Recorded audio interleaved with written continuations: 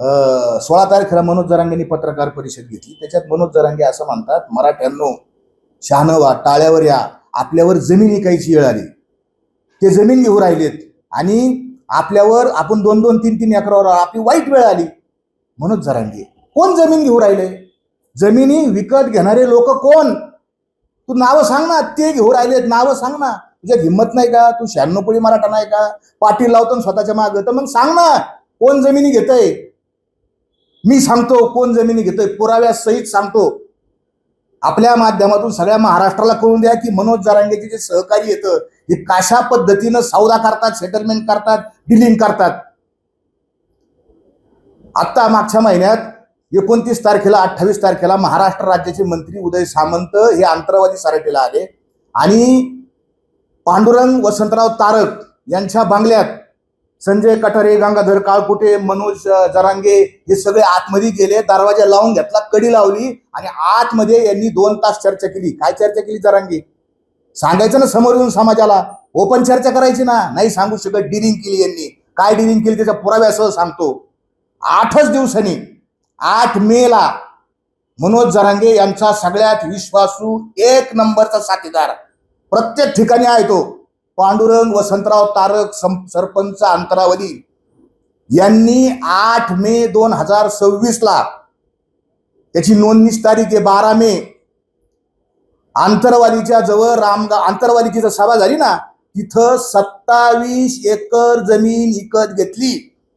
मी पोटतिडकीने सांगतोय 27 एकर. पुरावा माझ्या समोर एक खरेदी खत दाखवा आपण त्यांना.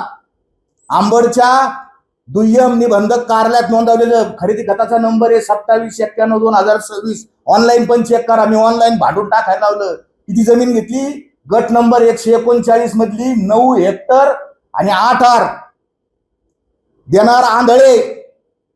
आणि कोणी घेतली? पांडुरंग वसंतराव तारक आणि त्याचे 2 मेहुणे अर्जुन आणि महेंद्र.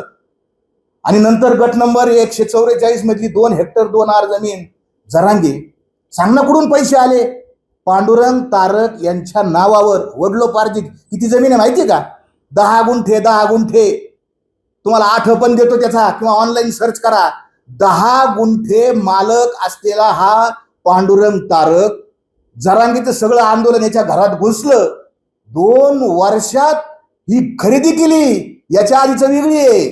ज्यावेळेस पहिल्यांदा उपोषण सुटलं त्यावेळेस 7 एकर जमीन करून खातोय.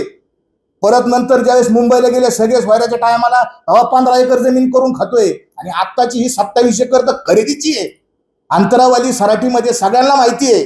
सरकारी भाव सोडून द्या, प्रत्यक्षात आपला सौद्याचा भाव काय असतो? 20, 25, 30 लाख रुपये रोड टचची जमीन 40 लाख रुपये एकरांनी जमीन जाती. कुठून आणला जरांगे हा पैसा? सांग ना, उत्तर दे. हा पैसा आंतरवाली मधल्या ज्या आमच्या माय मावल्या आहेत ना, ज्यांचं रक्त सांडलं, ज्यांचे डोके फुटले, रात्रंदिवस तू बोलत होता ना, त्यांच्या रक्ताचा सौदा जरांगे तू केलेला आहे. या पापात तू सहभागी आहे. तू त्याच्या स्लिपिंग पार्टनर आहे. नार्कोकर सगळं उघडकीशीन. हा सगळा भ्रष्टाचार या सगळ्या लोकांनी केलेला. एवढंच नाही, तुम्हाला अजून, आणि ज्यावेळेस आम्ही जात होतो ना अंतरावलीला, या पांडुरंग तारकच्या घराला प्लॅस्टर नव्हतं, याच्या घरात फरची नव्हती, घराला रंग नव्हता. 2 वर्षात एवढा पैसा. दुसरं सांगतो कोण लाभार्थी आहे. आंदोलनाचे लाभार्थी कोण? गरजवंत मराठी लाभार्थी नाही. आंदोलनाचा दुसरा लाभार्थी मनोज जरांगे यांचा लेफ्ट हँड संजय नानासाहेब कटारे यांचा व्यवसाय काय? शेतकरी व्यवसाय. पण त्या संजय कटारे यांच्यावर वाळू चोरीचा, सरकारी भाषेत त्याला अवैध गौण खनिज उपसा म्हणतात. सरकारी भाषा कळत नाही, गावरान भाषेत सांगतो वाळू चोरली गोदावरीच्या पात्रातून. आणि किती दंड केला माहिती घ्या संजय नानासाहेब कटारेला, जरांगेचा लेफ्ट हँड. किती दंड केला? 4,90,72,200 रुपयाचा दंड आंबडच्या तहसीलदारांनी केला. पहिलं उपोषण झालं, लाठीचार्ज झाला. 14 तारखेला त्यावेळेसचे महाराष्ट्राचे मुख्यमंत्री एकनाथरावजी शिंदे तिथं आले. त्यांनी उपोषण सोडलं आणि लगेच 22 तारखेला तहसीलदारांचा आदेश, संजय नानासाहेब कटारे यांचा दंड माफ करण्यात आला. मी तुम्हाला पुरावा देतो.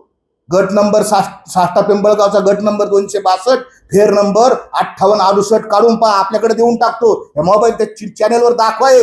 त्या आमच्या गोरगरीब टाळ्यावर जरा मराठ्यांनो कोणाचा फायदा झाला? हे वाळू चोर जरांगीच्या बरोबर अवतीभोवती कोण आहेत सगळे? कोण येत? गरजवंत मराठा हा जिबड्यावर बसलेला संजय नानासाहेब कटारे. काय चाललंय? अरे आता तरी जागा व्हा. तुमच्या समोर पुरावे मांडले, तुमच्या समोर फॅक्ट मारली, आम्हाला काय करायचं बोलू नये? आमच्या नावाने सांगता सुपाऱ्या घेतल्या. अरे तुम्ही तर वावरं घेतले, तर आमच्यावर भीक मागायची पाळी आली. तुमच्यावर बोलतोय म्हणून आमचं काम आहे, आम्ही वारकरी येतं खरं सांगणं हे आमचं काम आहे, आणि हे खरं आम्ही समाजासमोर मांडलेलं आहे.